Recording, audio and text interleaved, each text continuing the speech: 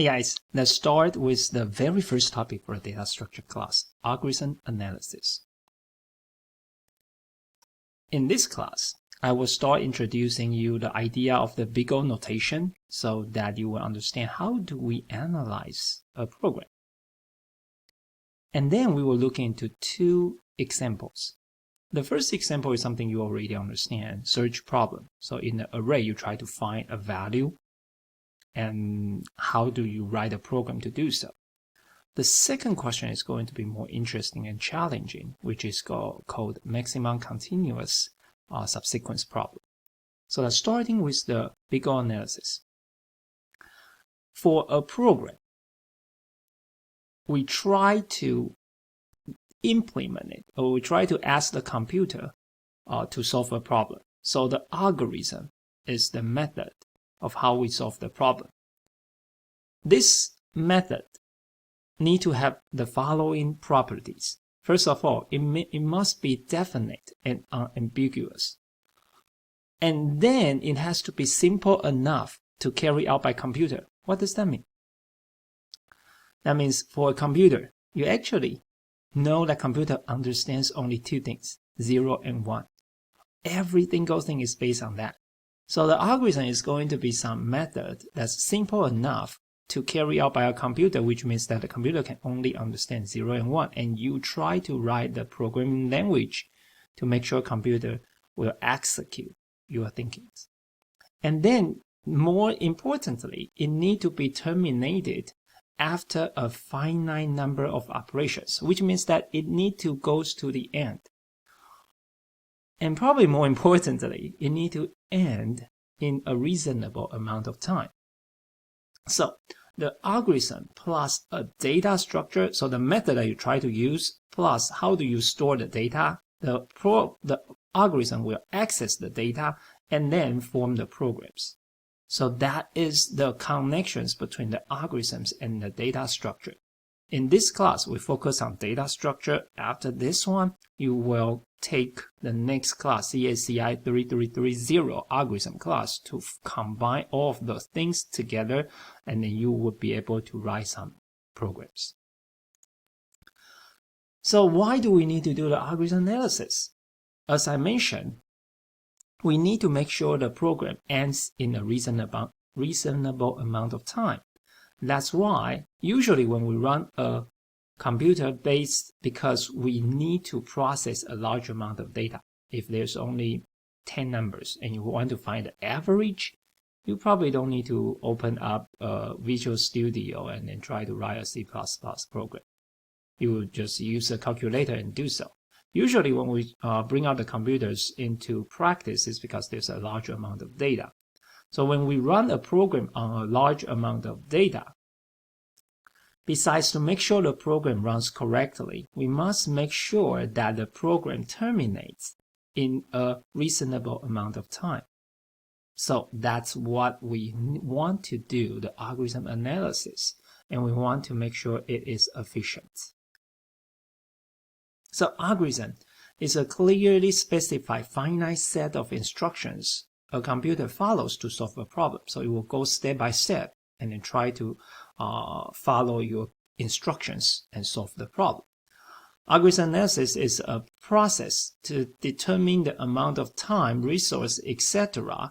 required when executing an algorithm. So the BigO notation is something that we use to do the analysis. What is BigO notation? A BigO notation is used to capture the most dominant term.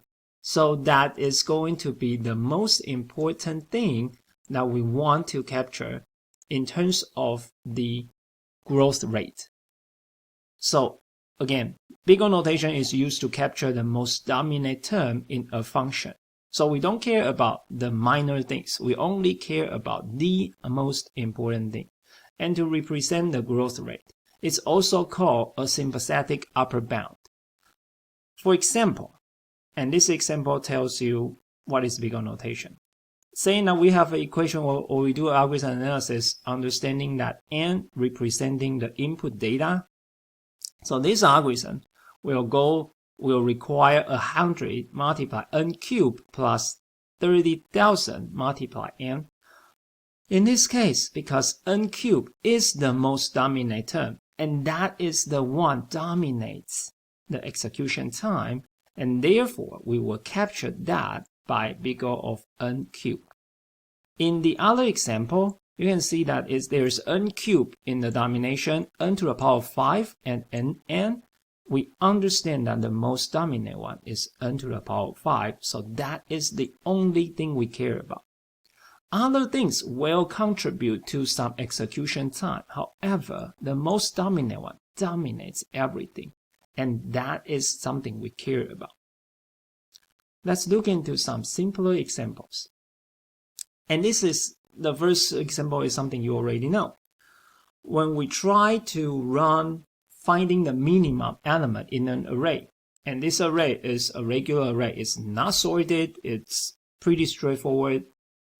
So in order to find the minimum value in an array, we need to use a loop to go through every single item and then find the minimum one. Whenever it finds a smaller one, it will replace.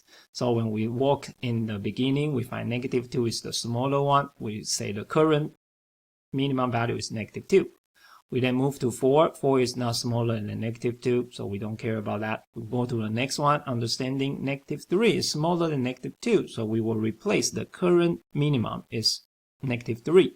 We will walk through every single item. When we hit -4, the current minimum is -4. When we hit -8, we understand the current minimum is -8, and we walk through every single item, understanding that -8 is the smallest element. So take a look at this carefully. In this example, we have 10 elements. So the loop needs to walk through all 10 elements to find the answer.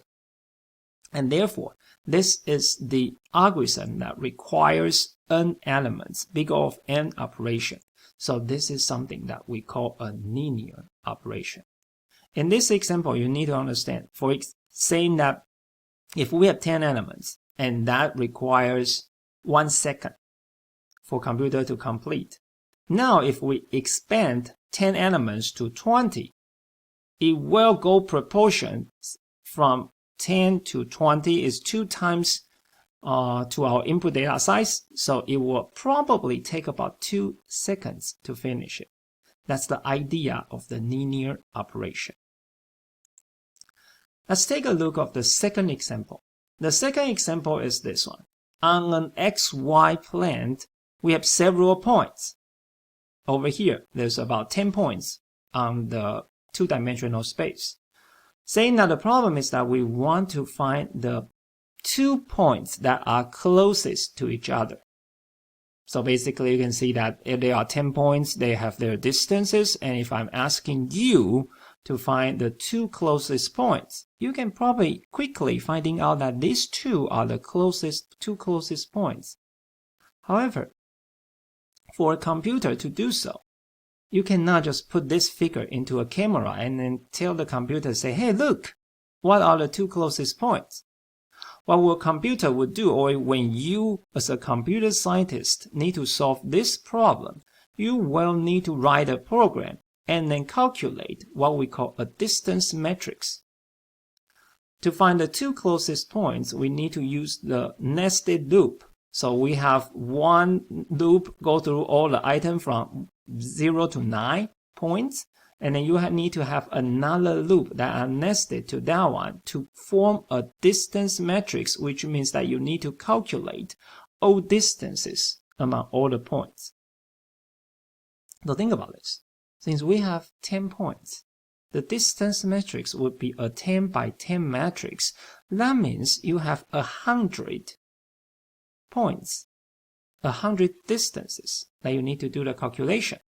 So, in this case, if we have n points, we need to calculate n square values. In other words, if I have 100 points on a two-dimensional space, how many distances that you need to calculate? It's basically 100 to the power of 2, which means it's 10,000 points.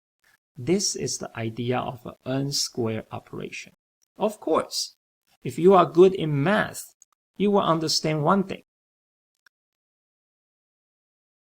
we don't actually need to calculate the whole distance matrix. First of all, the diagonal value are all 0 because the distance from point 1 to point 1 is 0, point 2 to point 2 is 0, point 3 to point 3 is 0, so we don't really need to do the calculations. On top of that, this is a symmetric matrix. So the distances over here is symmetric to the distances over there, and therefore we only need to calculate half of that. That's totally correct. In fact, in reality, instead of 100 points for a 10 points example, we only need to calculate 10 multiplied 10 minus 1 because the diagonal value are all 0, and then only half of that need to be calculated. So this is actually how many distances that we need to do the calculation. However, remember when we are looking into the BigO analysis, this value is equals to half of n squared minus half of n, and after the BigO notation, n squared again is something that we care about. Therefore, this is what we are talking about, the BigO analysis. At a certain point, as a computer scientist, I'm more interested in this compared with the mathematicians. The third example is try to find the collinear points. So you try to see if there is 3 points are on the same line. Therefore, to do this, you actually need to find out all combination of 2 points and find the line of that and then test on all points again. So this will take you to the n cube of operation. Of course, this is going to require a lot of operation time. Okay. So summary of this one with these 3 different examples, each one of that, in order to solve the problem, they have their own BigO notations of the execution time. So take a look of this math operation.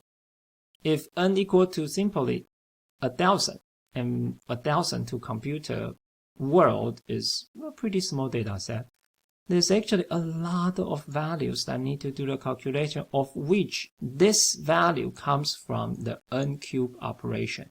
So we only again care about the most dominant term.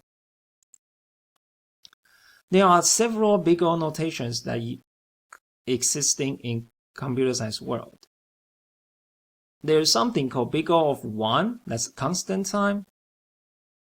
BigO of log n, log time, BigO of n linear, n log n, n squared, n to the power of k, which is what we call a polynomial time. If we try to map that into a 2-dimensional space, you can see this one. And you need to understand the y-axis is actually 2 to the power of 2. So you can see that this is the growth rate of each operations. BigO of 1 is something very interesting. Say, what is a constant time? That means no matter how big your data set is, that doesn't change the execution time of it. The best example is actually in a sorted array, and you try to find the minimum or maximum.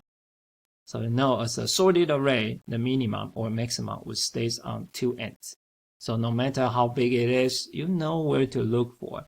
And that's the idea of the BigO of 1. And you see the growth rate n squared is actually a pretty expensive already. When it goes to 2 to the power of n, or n factorial, or n to the power of n, those are something that problems of the those are the problems that computer cannot solve. So, as the summary of this topic, I want you guys to have some practice. So there are 5 examples of the operations. I want you to hit the pause and then try to find out what is the BigO notations of each operation. So please do that. Assume you come back with all the answers. You need to see that for the first 3 operations, they are pretty straightforward. For this one, n to the power of 2, when you multiply into that one, you will actually end up with n to the power of 2 plus 3. So you need to understand, when you multiply things in, you will get n to the power of 5. This one is something very interesting. This is saying that this program requires 2 parameters to do the operation. So both of them need to be